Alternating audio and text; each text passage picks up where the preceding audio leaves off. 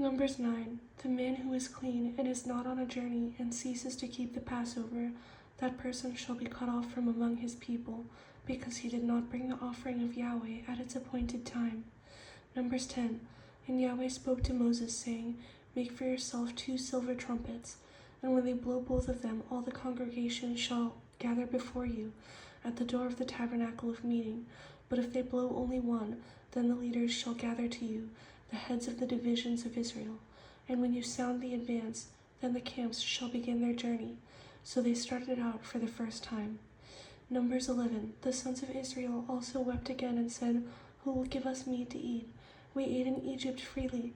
There is nothing at all except this manna. So Moses said to Yahweh, I am not able to bear all this people alone. So Yahweh said to Moses, Gather to me 70 men of the elders of Israel, and to the people you shall say, Consecrate yourselves, for tomorrow you shall eat meat.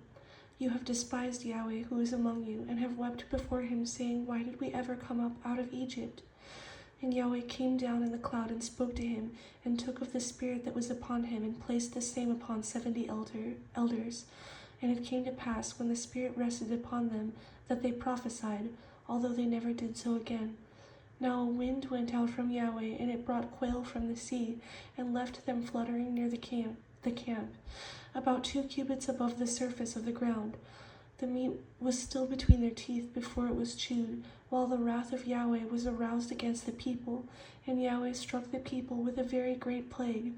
They buried the people who had yielded to craving. Numbers 12. Moses was very humble, and Yahweh came down in the pillar of cloud, and he said, Hear my words now.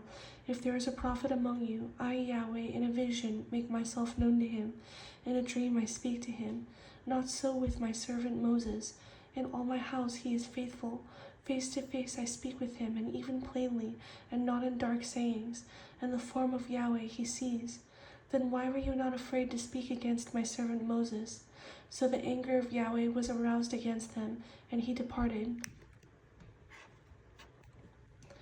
And Yahweh spoke to Moses, saying, Send men to spy out the land of Canaan, which I am giving to the sons of Israel.